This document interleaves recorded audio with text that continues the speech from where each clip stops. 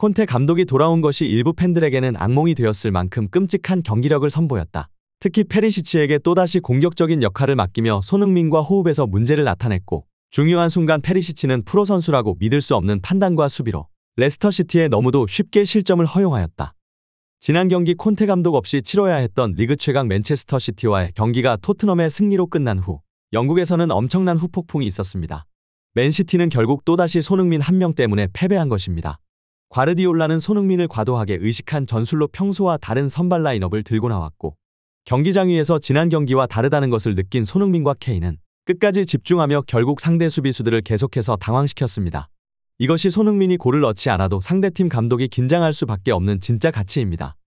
스카이 스포츠의 인기 해설 캐러건은 또다시 손흥민 선수를 극찬하며 영국 현지에서 뜨거운 반응이 나왔었는데요. 이번 상대는 지난번 맞대결에서 13분 만에 압도적인 해트트릭을 터뜨리며 역사적인 대기록을 써내려갔던 레스터시티와의 경기였습니다. 리그 초반 페리시치와의 호흡 때문에 최악의 폼을 보여주었던 손흥민은 건강한 몸 상태에서 5년 만에 벤치에서 경기를 시작하자 달라진 눈빛을 보여주었고, 경기장에 들어선 지 단 13분 만에 3골을 꽂아 넣으며 자신이 왜 프리미어리그 득점왕을 기록한 선수인지 자신의 가치를 증명하였다. 그렇게 시작한 레스터시티 원정 경기. 경기는 초반부터 치열하게 흘러갔는데요. 손흥민, 케인, 클로셉스키는 맨시티전에 이어서 선발로 출전하였고, 지난 시즌 리그 후반 폭풍 같은 모습을 보여주었던 직선적이고 빠른 역습과 함께 기습적인 압박으로 상대를 당황시키기 시작하였습니다. 그 중심에는 물론 손흥민 선수가 있었는데요. 손흥민 선수는 전반 초반부터 가벼운 몸놀림을 보여주었고, 특히 지난 경기에 이어 오늘도 엄청난 스피드로 폭풍 드리블을 선보이며 상대 수비수들을 당황시키기 시작하였습니다.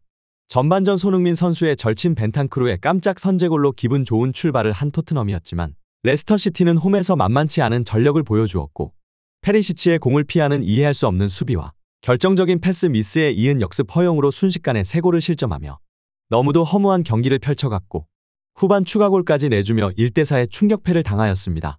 실제로 전반전 나쁘지 않은 경기력을 보였지만 페리시치의 적극성이 전혀 없는 수비와 도대체 어떻게 프리미어리그에서 뛰는지 이해할 수 없다는 다이어의 수비까지 겹치며 보는 팬들을 좌절시켰습니다.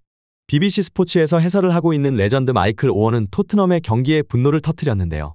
수준 이하의 경기 내용으로 팬들에게 부끄러운 모습을 보여주었다. 토트넘의 가장 큰 문제는 손흥민, 케인이라는 뛰어난 자원을 적극적으로 활용하지 않고 미드필더와 수비라인이 생산성 높은 장면을 전혀 만들어내지 못한다는 데에 있다. 지난 경기 맨체스터 시티를 잡아냈을 때와 같은 적극적인 압박과 창의적인 수비, 그리고 무엇보다 일부 선수들은 수비 시에 헌신하는 태도가 전혀 보이지 않았다라며 페리시치를 적극 비판한 것입니다.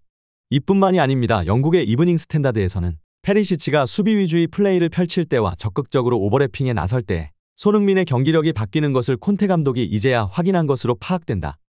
토트넘이 추구해야 하는 축구는 윙백 위주의 크로스 축구가 아닌 손흥민, 케인, 클로셉스키 삼각편대를 활용한 직선적이고 간결한 역습 위주의 축구일 것이다라 분석하였습니다.